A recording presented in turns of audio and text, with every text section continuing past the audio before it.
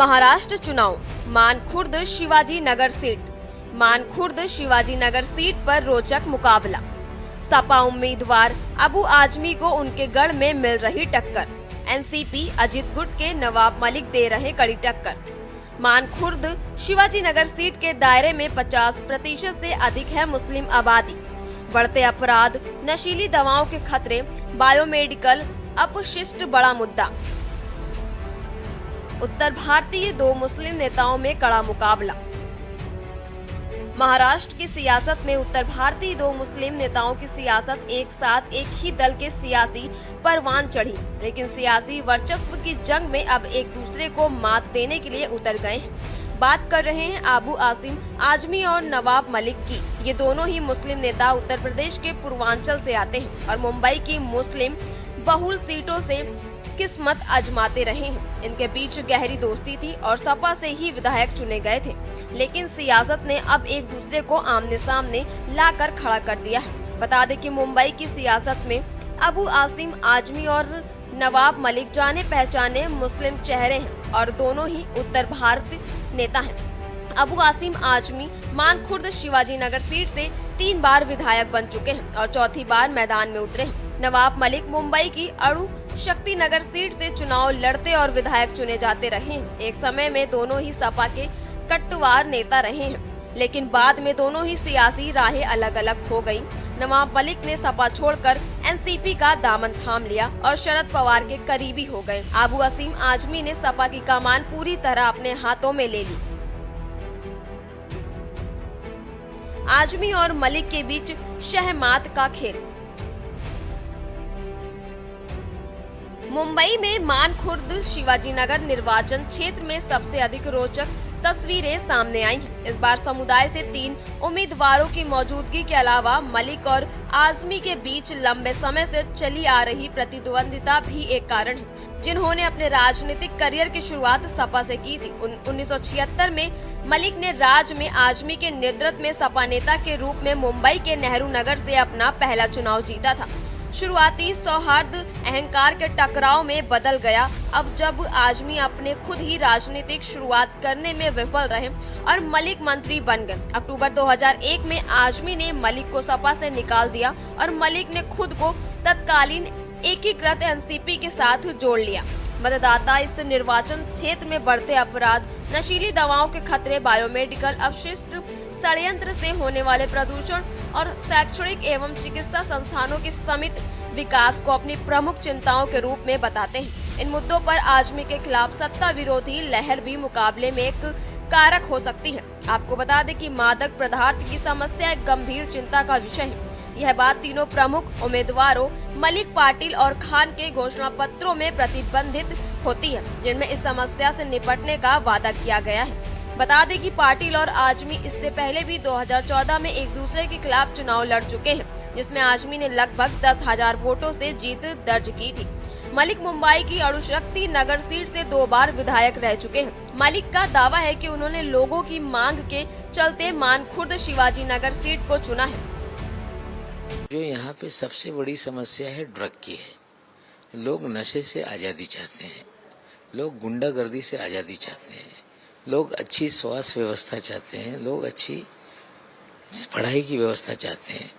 और जो 15 सालों में बदहाली फैली है, जिस तरह से लोग परेशान हैं, हमें लगता है जब लोगों ने मुझे यहाँ चुनाव लड़ने के लिए बुलाया है तो हम तो लोगों से मिल रहे हैं, ज़्यादा से ज़्यादा लोगों तक पहुँच पाए इसकी कोशिश हमारे माध्यम से, कार्यकर्ताओं के माध्यम से हो रही है। नवाब मलिक साहब मिनिस्टर थे, मेरे से ज़्यादा पावर था उनके पास, उन्होंने क्यों नहीं बंद करा दिया ड्रग्स? जब हाउस में हम 25 बार बोल चुके हैं, स्पीकर साहब कहते हैं अबू आजमी साहब आप कितनी बार ड्रग पे बोलोगे, तो वो क्यों नहीं आए देखने? यहाँ पे बगल में तो उनका है, यही तो है। और जो SMS कंपनी का धुआं है, डंपिंग है, वहाँ तक असर करता है, तो उन्होंने क्यों नहीं इस पे उठाया आज तक? आज तक गोंडी में इतने सालों से आकर इन मुद्दों पर कोई बात क्यों नहीं किया? आजमी ने मलिक के खिलाफ बिछाई बिसात। आपको बता दें कि महाराष्ट्र की मुस्लिम सियासत में अबू आसिम आजमी अपना एक छत्र राज कायम करने के लिए लंबे समय से कवायद में जुटे हैं। तो नवाब मलिक भी अपना वर्चस्व बनाए रखना चाहते हैं। नवाब मलिक मनी लॉन्ड्रिंग मामले में जेल गए तो अबू आजमी ने अपना सियासी दांव चलना शुरू कर दिया। नवाब मलिक की कर्मभूमि अणुशक्ति नगर सीट पर अबू आजमी अपने करीबी फहाद अहमद को चुनाव लड़ाने की कवायद में जुट गए थे। टाटा इंस्टीट्यूट से पढ़ाई करते हुए फहाद सपा नेता अबू आसिम के साथ जुड़ गए थे। ऐसे में सपा से अपनी राजनीति करने लगे थे। मैं जीतते ही पहले नशे के खिलाफ पहले हम लोग काम करेंगे, मेडिकल कॉलेज को लेके आएंगे इंशाल्लाह। यहाँ पे जो चौकी है जो हमारी शिवाजी नगर चौकी जो माड़ा चौकी बन के चली गई, वहाँ पे वापस शिवाजी नगर चौकी लेके आएंगे। और दूसरी बात के SMS कंपनी बंद कराएंगे हम लोग। और यहाँ के लोगों को जो एजुकेशन के ऊपर हम लोग का ज़्यादा फोकस है। जब एजुकेशन आएगा तो ऑटोमेटिक ना नशा कम होएगा, क्योंकि यहाँ के बच्चों को एजुकेशन नहीं है, उनको कोई राह नहीं मिलती है नशा कुछ काम धंधे का। एजुकेशन नहीं है तो काम नहीं है।